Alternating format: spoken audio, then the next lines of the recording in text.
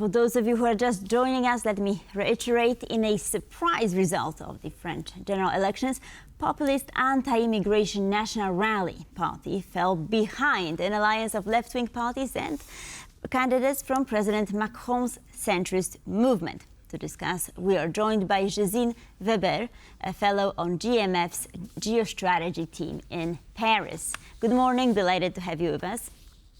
Good morning, thank you for having me.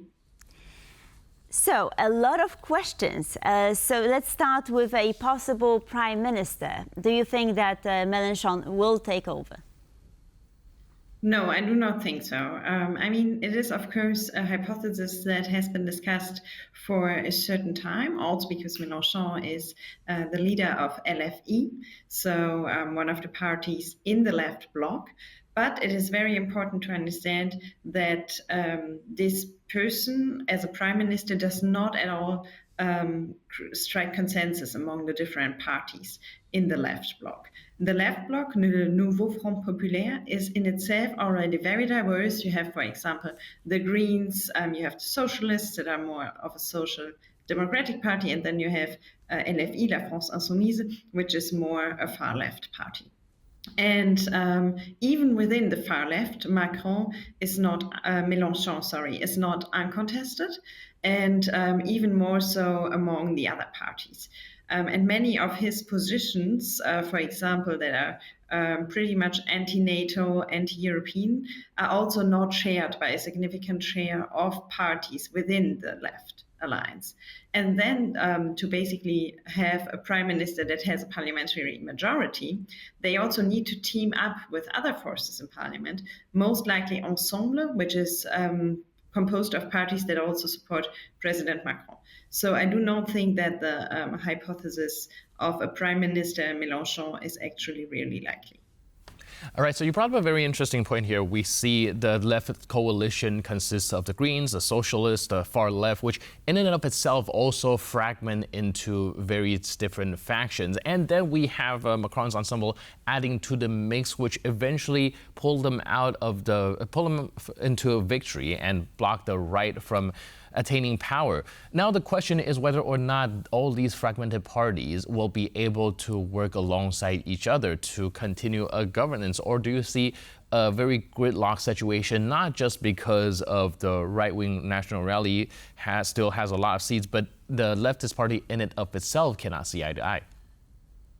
Well, that is indeed the 100 million euro question, simply because already during the last presidential elections, the left parties teamed up to a so-called left alliance, NUP or NUPES, which in parliament in the end often didn't vote together and was actually very scattered. But I think they might also have learned from that experience and might now really try to get into talks, because when you're in the opposition, it's very different from when you are potentially tasked to form a government. In the opposition, you can make noise, you can be a bit messy, and it is also to some extent a bit your job to disrupt in parliament and to challenge what the presidential majority is doing.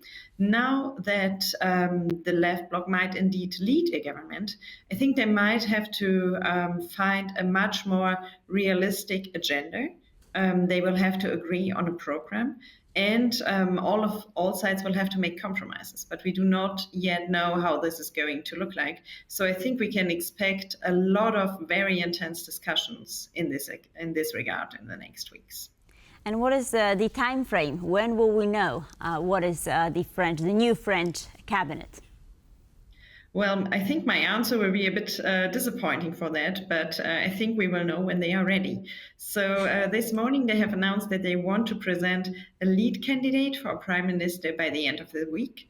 And I have to say that I was, from the beginning of the electoral campaign, very impressed by the pace that the left bloc has been presenting. They were the first to present a program for the legislative elections. So I think that what really matters for them now is speed. So if they are setting themselves the timeline to present a candidate by the end of the week, I think that we might already have some ideas who might be potentially the next prime minister of France. However, as I said, they will also need to form majorities in parliament, and for that they will also have to talk to Macron's party and the other parties allying with them, so basically to a centrist progressive bloc.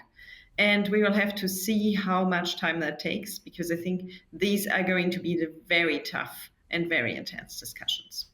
Right, and speaking of impressive pace, one of the really impressive things that the left-wing parties managed to pull together is just in a week's time, they somehow were able to conduct these political horse trading and come to a coalition, which resulted in their victory. Meanwhile, when we look on the other side of the aisle with Le Pen's national rally, they seem to be more reluctant to engage in other right-wing parties to form coalition, to kind of play this thing out strategically, which ultimately ended in their loss despite enjoying 37% of the support and the votes. Do you think that maybe there's a little bit of complacency there? Did they get arrogant because of the good result in the first round of elections?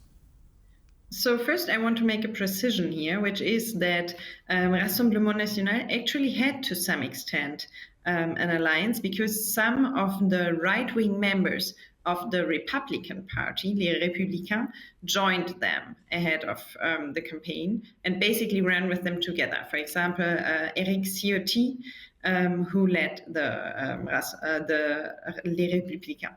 So basically, they are doing that, but they deliberately did not team up with forces that were even more on the far right from them, because they feared that this could endanger what is called the so-called de-diabolization strategy, a strategy of normalization in the political spectrum. However, this didn't pay off, and they also didn't want to team up with the Les Républicains, so the party as a whole, also because the center-right, so Les Républicains, majoritarily opposed to the idea.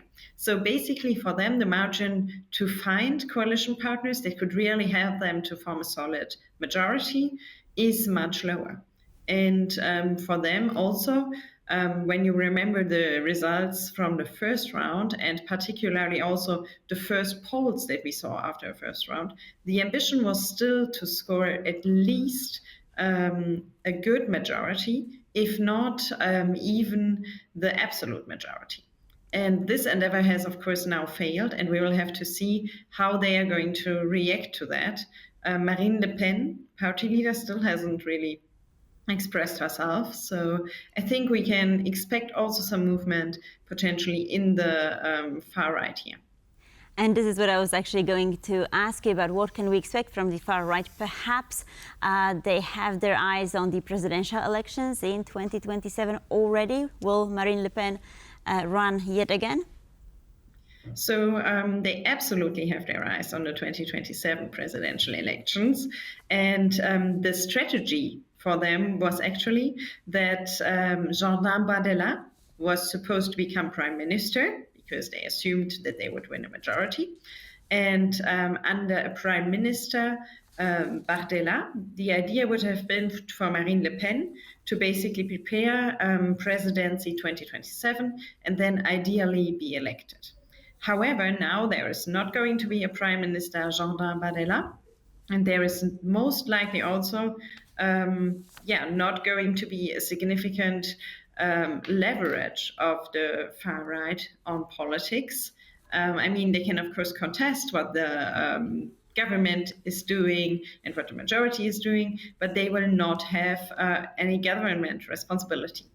So we will have to see how they use this position to prepare. Of course, it's always easy also when you're in the opposition to basically hit on the government or to basically criticize the government and attack them based on the policies they adopt, or if we see a paralyzed government that they do not adopt. So we will have to see how they are using that for their favor. As for the person of Marine Le Pen, we will have to see in how far she is still able to run in 2027. She has made so many attempts now, running against Macron in 2017 and 2024, now also really being the face in the EU elections, being the face in this legislative election alongside Jordan Bardella. And although she has really made the Rassemblement National a permanent force of the French political spectrum, it seems that she as a person is not able to win a clear majority from the French. And that, of course, also questions to some extent whether she's going to run in 2027. And I think it is too early to say that. Interesting times ahead of France, for sure. Gesine Weber, fellow on GMF's geostrategy team in Paris. Thank you so much for being with us and for your insights. Thank you.